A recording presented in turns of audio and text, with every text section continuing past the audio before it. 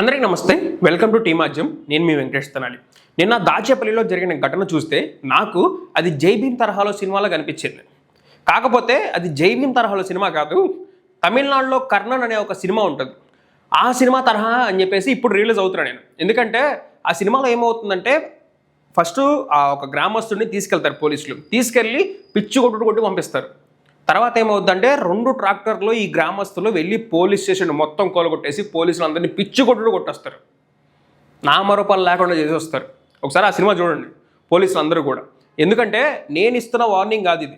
ఎందుకంటే ప్రజలకి సహనం నశిస్తే ఎవరో కూడా నిలబడరు. రాజకీయ నాయకులైనా సరే నిమిషాల్లో దిగిపోవాల్సిందే. పెద్ద గవర్నమెంట్లు దిగిపోయినాయి. మన కళ్ళ ముందే ఎన్నో జరిగినాయి. ఆఫ్ఘనిస్తాన్ మనకు కనపడలేదా, లేకపోతే బంగ్లాదేశ్ కనపడలేదా, నిన్న బలూచిస్తాన్ కనపడతలేదా, రేపటి నుంచి ఇంకేం కనపడకుండా ఉంటుంది. పోలీసులు తెల్ల చొక్కా వేసుకున్న వాళ్ళకి సపోర్ట్గా నిలబడినంత కాలం కూడా ఇలాంటివి జరుగుతాయి. ఇప్పుడు జరగలేదు అని చెప్పేసి మీరు అనుకోవద్దు. ఒకసారి ఆ కర్ణన్ సినిమా చూడండి, ఓకేనా? అసలు ఇప్పుడు ఏమైంది గురు, ఏంటి విషయం, ఏంటి పోలీసుల మీద నువ్వు ఇంత ఇదిగా అవుతున్నావు అంటే నేను మీకు ఒక వీడియో చూపిస్తా చూడండి. దాని తర్వాత అసలు దాని సంఘటన ఏంటి అన్నది నేను చెప్తా.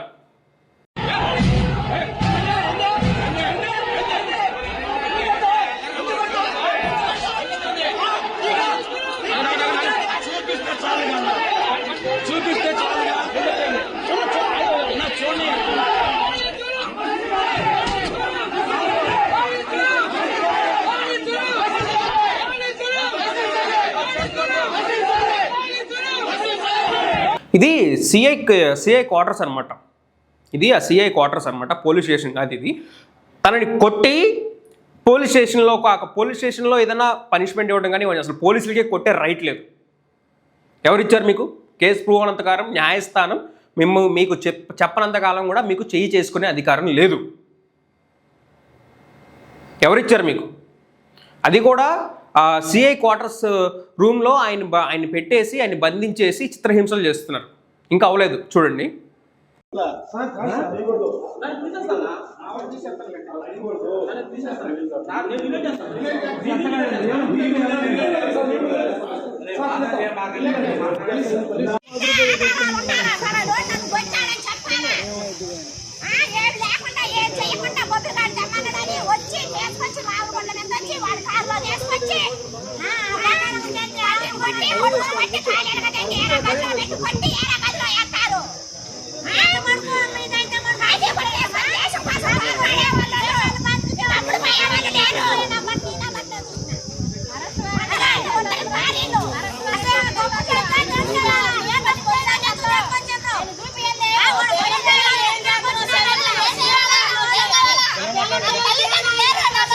వీళ్ళు వాళ్ళ పేరెంట్స్ అనమాట. వాళ్ళ పేరెంట్స్ వాళ్ళ బంధువులందరూ కూడా తను రాక వచ్చాడు, తనని తీసుకెళ్ళి కొట్టి వేరే గదిలో పెడతారంటారు.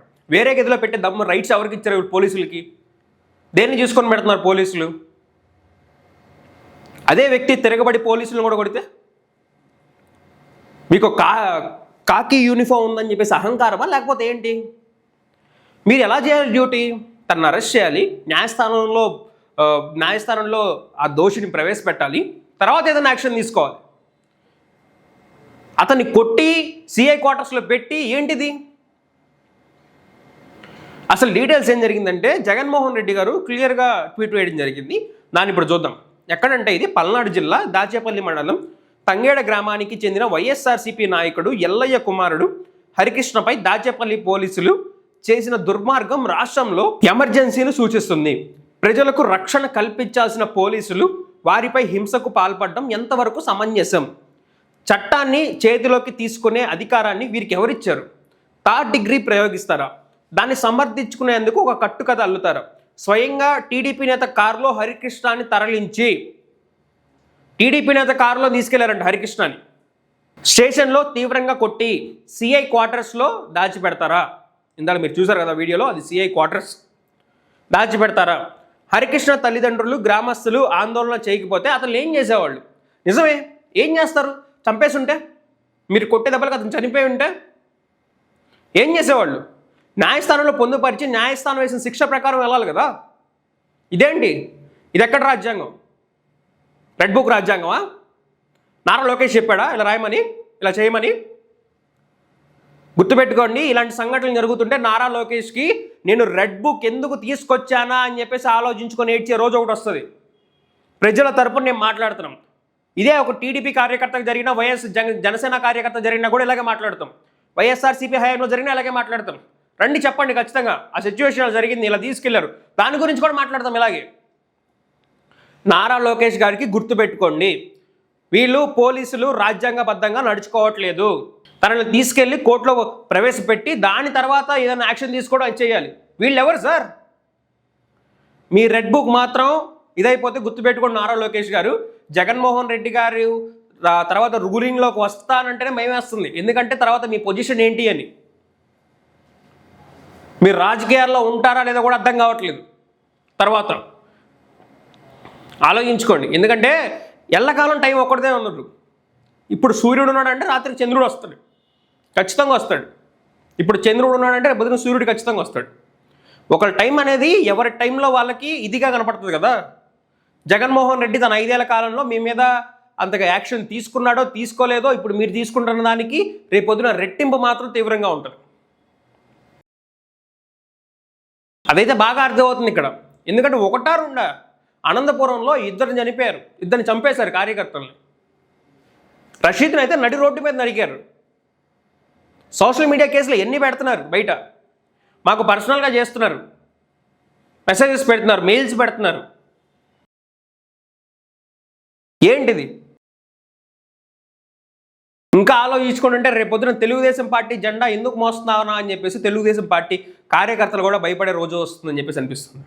ఎవరి ఆదేశాలతో ఎవరి ఎండతో ఈ దుర్మార్గుల్ని చేస్తున్నారు? ఇది రాజ్యహింస కాదా? ఇక పౌరులకు రక్షణ ఏముంది? ఇది ప్రజాస్వామ్యాన్ని అపహాస్యం చేయడం కాదంటారా? చట్టాన్ని న్యాయాన్ని బేఖతారు చేయడం కాదంటారా? నారా చంద్రబాబు నాయుడు గారు, రెడ్ బుక్ రాజ్యాంగంలో మీరు శిశుపాలుడి మాదిరి పాపాలు చేస్తున్నారు, ఇక ప్రజలు ఏమాత్రం సహించరు. ఈ అంశాన్ని అన్ని వ్యవస్థలు దృష్టిలో పెట్టుకునేట్టుగా తీసుకెళ్తాం. హరికృష్ణకు న్యాయం జరిగేంత వరకు ఈ వ్యవహారాన్ని విడిచిపెట్టమని చెప్పేసి ఆయన చెప్పడం జరిగింది. ఆయన అధికారంలో లేరు కాబట్టి ఇప్పుడు కోర్టుకి వెళ్తామని చెప్పేసి ఆయన మాట్లాడుతున్నారు. కోర్టులో కానివ్వండి ఆయనకి న్యాయం జరిగే వరకు పోరాడతామని చెప్పేసి చెప్తున్నారు.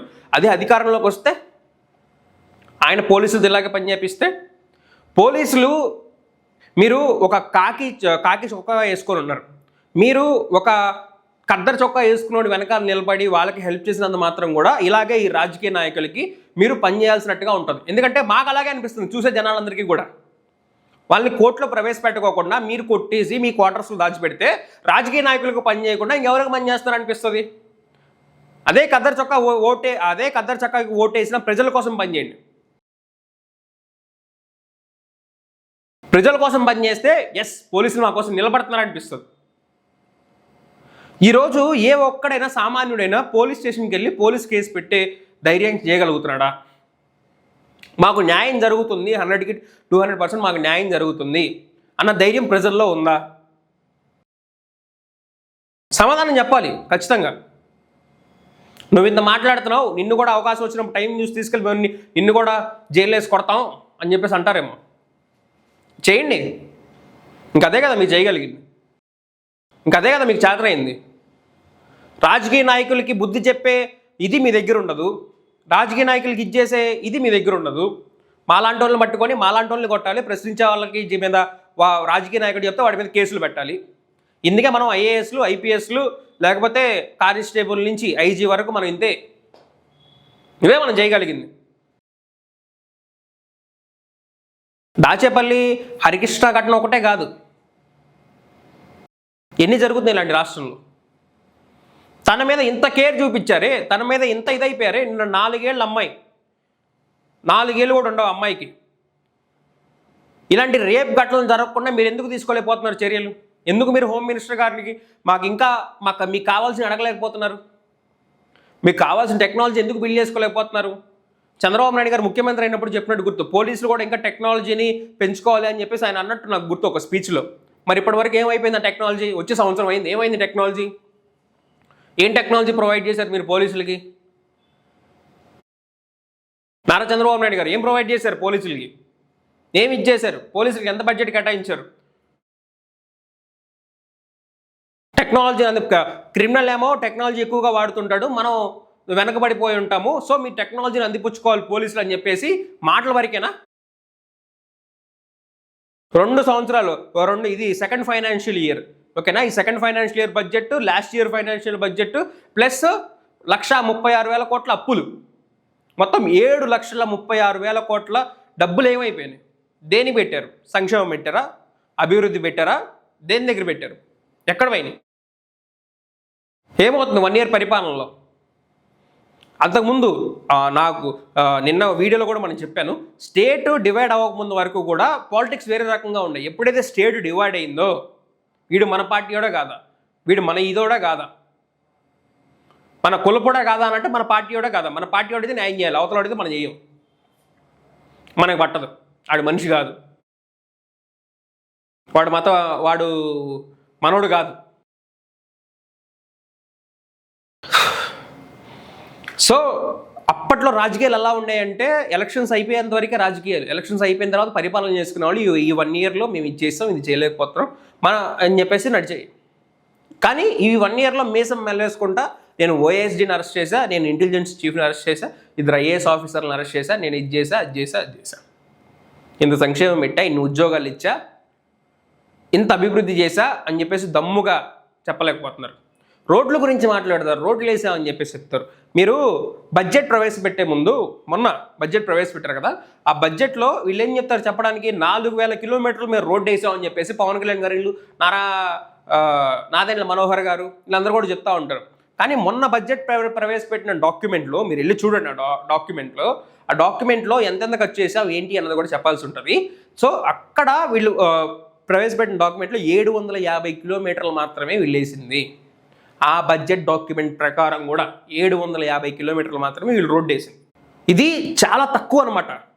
గత 6 సంవత్సరాలు పోల్చుకుంటే కోవిడ్ టైంలో కంటే కూడా 750 కిలోమీటర్లు రోడ్డు వేయడం అనేది చాలా చాలా తక్కువ. ఇప్పుడు కోవిడ్ లేదు, ఏమీ లేదు, 3 పరిపాలిస్తున్నారు రాష్ట్రాన్ని. అది ఎంత గొంతు పేడేటి చెప్పుకున్నా కానివ్వండి, ప్రజలు మీరు ప్రశ్నించేంత వరకు కూడా ఏమీ మారదు.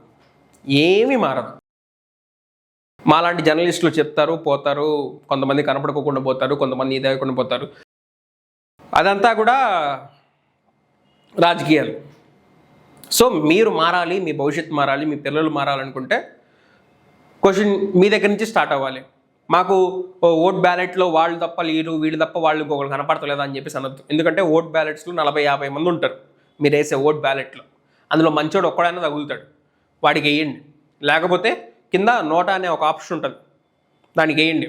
పర్లేదు, నాకు ఎవడు అక్కర్లేదు చెప్తే రేపొద్దున మీరు నోటాకి వేసిన తర్వాత నోటా ఓట్ల శాతం ఎక్కువ ఉండి వేరే వాడికి ఎక్కువ మెజారిటీ ఉంటే వాడికి ఇస్తారు. వాడికి నోటా ఓట్లు పెరుగుతున్నాయి అని చెప్పేసి వాడికి భయం పుట్టి వాడు కూడా పనిచేయడం స్టార్ట్ చేస్తాడు. ఇది ఒకటి తెలుసుకోండి. ఇది ఇవాళ వీడియో. టీమాజ్యం. Thank you for watching.